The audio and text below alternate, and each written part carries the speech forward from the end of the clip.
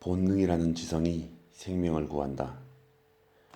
우리가 식사를 하지 않으면 몸이 약해져 끝내 죽고 만다. 수면이 부족하면 몸은 나흘 만에 당뇨병과 다름 아닌 상태가 되어버린다. 잠을 전혀 자지 않으면 사흘째부터 환각을 보게 되고 이윽고 죽음에 이른다. 지성은 우리가 살아가는 데 도움을 주지만 우리는 그것을 악용할 수도 있다. 지성은 그런 의미에서 편리한 도구와 같다. 그리고 본능. 우리는 본능을 충동적인 것, 야만적인 것이라 치부해버리기 일쑤지만 본능은 분명 우리의 생명을 구원하는 작용을 한다. 중대한 구제의 지능으로 누구나 갖추고 있는 것이 본능이다. 그렇기에 본능이야말로 지성의 정점에선 가장 지성적인 것이라고 할 수 있지 않을까. 본질을 파악하라. 광천이 샘솟는 모습은 각양각색이다. 콸콸 넘쳐 흐르듯이 용솟음치는 광천, 끝없이 흘러나오는 광천, 똑똑 방울져 나오는 광천. 광천의 가치를 모르는 사람은 물의 양으로 그 풍요로움을 판단한다. 그러나 광천의 효과를 잘 알고 있는 사람은 물의 양이 아닌 함유 성분으로 광천의 좋고 나쁨과 질을 판단한다. 후자의 사람은 다른 일에 관해서도 겉으로 보이는 양의 크기나 압도적인 박력에 현혹되지 않는다. 무엇이 인간에게 의미와 가치가 있는 근본인가? 본질을 꿰뚫어 보는 눈을 가지는 것이 매우 중요하다. 시점을 바꿔라. 무엇이 선이고 무엇이 악인가? 인간으로서의 윤리란 어떤 것인가? 이 같은 정의는 시대에 따라서 정반대가 될 만큼 달라진다. 고대에는 전통적 관습이나 습관에서 벗어난 자유로운 행동을 비행이라 여겼다.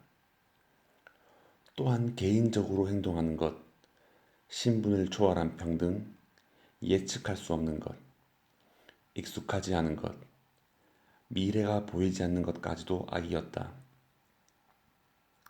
완전히 평범해 보이는 현대의 행동이나 사고의 대부분도 고대인의 눈으로 보면 악이다. 시점을 바꾼다는 것은 이러한 것이다. 상대나 상황을 상상하는 것만이 시점의 변환이 아니다. 옛 시대의 것을 되새겨 보는 것도 시점을 바꾸는데 큰 도움이 된다. 인간적인 선과 악. 악이란 무엇인가? 사람을 모욕하는 것이다. 가장 인간적인 것이란 무엇인가? 어떤 사람에게도 창피를 안겨주지 않는 것이다. 그리고 사람이 얻는 자유란 무엇인가? 어떤 행위를 해도 자신에게 부끄럽지 않은 상태가 되는 것이다. 학업은 세상을 잘 살아가는 토대가 된다. 주어진 임무나 약속을 잘 이해하고 꾸준히 지키기 위해서는 충분한 이해력과 기억력이 필요하다. 이해력과 기억력은 단련하여 획득할 수 있는 지성의 일부다. 또한 상대에 대하여 혹은 멀리 있는 누군가에 대하여 동정심을 갖기 위해서는 충분한 상상력이 필요하다. 상상력 또한 훌륭한 지성의 일부다. 인간적인 윤리나 도덕이라는 것은 이런 식으로 지성과 강하게 결부되어 있다. 그리고 지식이 없는 지성이라는 것은 있을 수 없다. 그러므로 아무런 도움이 되지 않는 듯 보이는 지금의 공부 하나하나가 인간으로서 잘 살아가는 데 필요한 토대가 된다고 할 수 있다. 진리의 논거. 이것이 진리라는 것을 정열의 온도로 가늠하지 마라. 정열이 보다 크다고 해서 그것이 진리라는 증거는 어디에도 없다. 그럼에도 불구하고 그처럼 느끼는 사람이 적지 않다. 역사가 오래되었기 때문에. 전통이 어디보다 길기 때문에 그것이 진리라는 논거 또한 결코 성립되지 않는다. 그러한 것을 강하게 주장하는 사람은 경우에 따라서 역사를 위조하기도 하므로 주의 깊게 살필 필요가 있다. 최악의 독자. 책을 읽은 뒤 최악의 독자가 되지 않도록 하라. 최악의 독자라는 것은 약탈을 일삼는 도적과 같다. 결국 그들은 무엇인가 감나가는 것은 없는지 혈안이 되어 책의 이곳저곳을 적당히 훑다가 이윽고 책 속에서 자기 상황에 맞는 것, 지금 자신이 써먹을 수 있는 것, 도움이 될 법한 도구를 끄집어내어 훔친다. 그리고 그들이 훔친 것만을, 어렴풋이 이해한 것만을 마치 그 책의 모든 내용인 양 큰 소리로 떠드는 것을 삼가지 않는다. 결국 그 책을 완전히 다른 것으로 만들어 버리는 것은 물론 그 책 전체와 저자를 더럽힌다. 읽어야 할 책. 우리가 읽어야 할 책이란 다음과 같은 것이다. 읽기 전과 읽은 후 세상이 완전히 달리 보이는 책. 우리들을 이 세상의 저편으로 데려다 주는 책. 읽는 것만으로 우리의 마음이 맑게 정화되는 듯 느껴지는 책. 새로운 지혜와 용기를 선사하는 책. 사랑의 미에 대한 새로운 인식, 새로운 관점을 안겨주는 책. 시설과 도구는 문화를 낳지 못한다. 극장이나 미술관처럼 거대하고 훌륭한 시설을 끊임없이 만든다고 하여 보다 큰 문화가 속속 태어나는 것은 아니다. 도구나 기술을 다채롭게 갖출수록 풍요로운 문화의 조건과 기초가 쌓이는 것도 아니다. 문화를 낳는 것은 마음이다. 그런데 현대 관료나 상인은 서로 손을 맞잡고 문화를 발전시킬 수단이라는 것을 꺼내들며 오히려 문화를 괴멸시킬 위험을 증대시키고 있다. 비록 지금 시대가 이러하지만 문화의 본질이 사물과 수단이라 여기는 사고방식에 대하여 우리는 강하게 저항해 나가지 않으면 안 된다. 고전을 읽는 이유. 대부분의 독서는 많은 유익함을 가져다 준다. 특히 고전은 자양분으로 충분해 있다.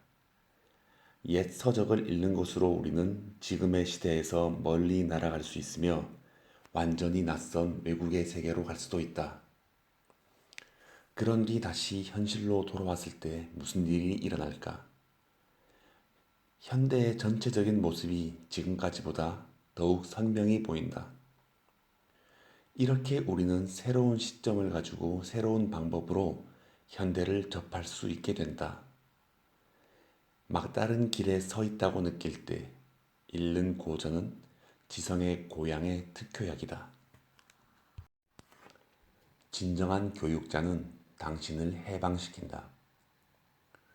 좋은 학교에 가면 좋은 교사가 있고 좋은 교육을 받을 수 있다고 말한다. 그것은 사실일까? 무엇을 배울 것이라 기대하는가?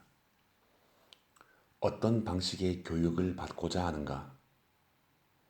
교사나 학교에 따라 가르치는 것이 달라지는 것일까? 진정한 교육자란 경력이나 실적에 의해서 가늠되는 것이 아니라 당신의 능력을 최대한 발휘할 수 있도록 이끌어 주는 사람이어야 하지 않을까? 결국 진정한 교육자란 당신을 굴레에서 해방시켜 주는 사람이다. 당신이 생동감에 넘쳐 자유롭고 활발하게 본연의 능력을 발휘할 수 있도록 이끌어주는 사람이야말로 진정한 교육자요, 당신의 학교다. 번영의 단초. 고대 그리스가 그토록 고도의 문화를 유지하고 오랜 세월을 거치며 번영을 이룰 수 있었던 것은 외국의 문화와 교양을 골고루 흡수한 뒤 한층 더 발전시켰기 때문이다. 그 토대는 풍부한 학습이었다. 모방을 위한 학습이 아니라 보다 높은 수준의 문화와 교양을 쌓기 위해 외국의 문화를 자신들의 양분으로 삼은 학습이었다. 그것은 지금의 시대에도 통하는 것이다. 빈틈없는 이윤 추구의 경제활동만이 번영과 발전으로 나아가는 길은 아니다. 일의 완성까지 기다리는 인내를 가져라. 재능이나 기량을 충분히 갖추고 있어도 일을 완성시킬 수 없는 사람이 있다. 그는 시간을 믿고 완성을 기다리지 못한다. 자신이 손만 대면 무슨 일이든 완성된다고 믿는다. 그 때문에 언제나 어정쩡한 결과로 끝나버린다. 업무 수행에서도 작품 제작에서도 차분히 힘쓰는 것이 중요하다. 성급히 대처한다고 해서 보다 빨리 완성되는 것이 아니기 때문이다.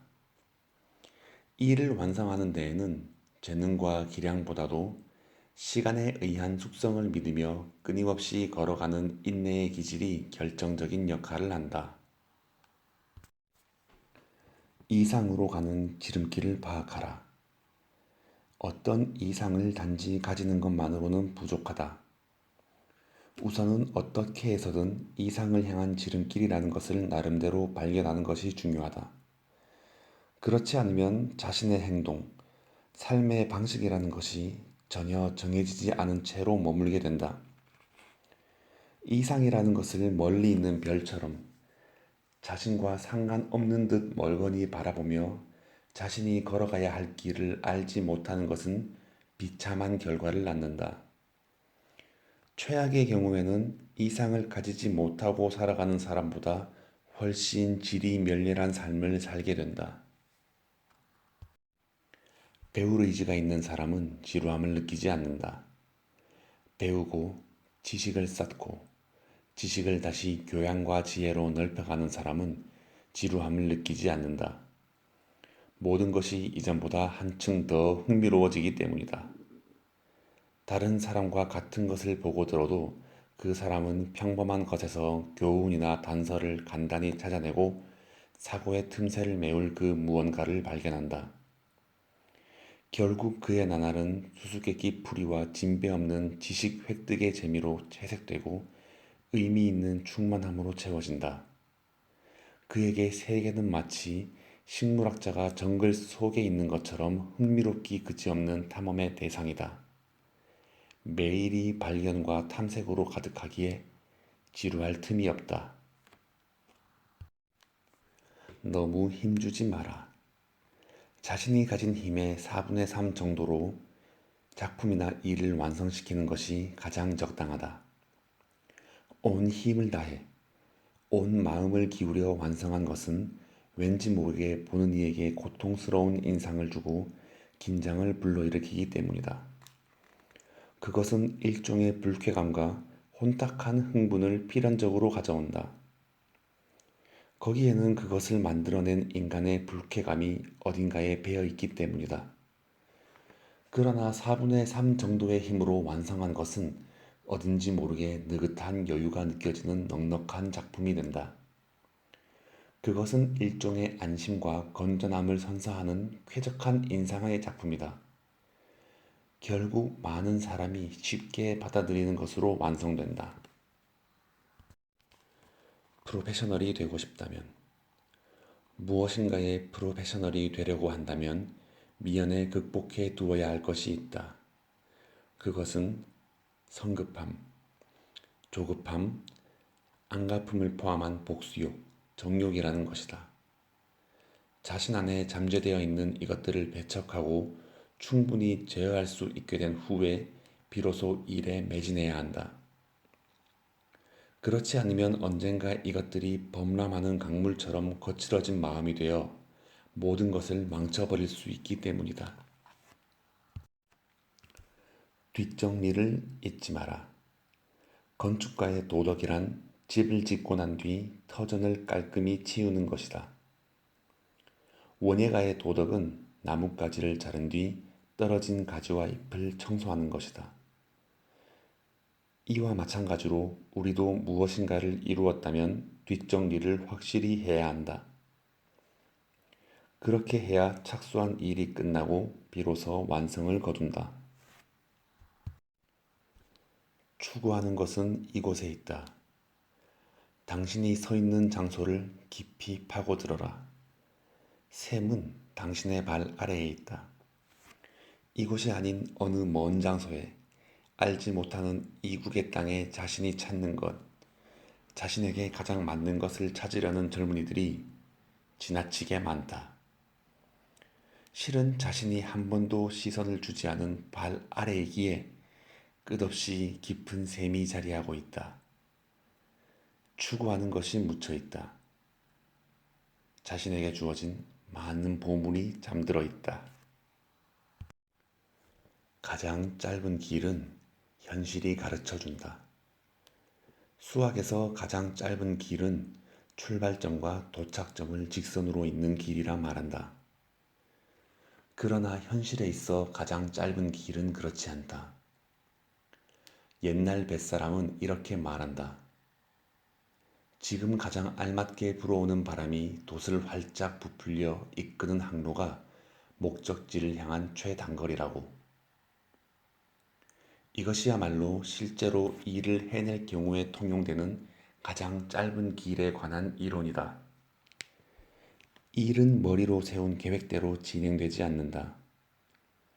현실의 그 무엇이 먼 길을 가장 짧은 길로 만들어준다. 그것이 무엇인지는 사전에 알 수 없으며 현실에 발을 내딛었을 때 비로소 알게 된다.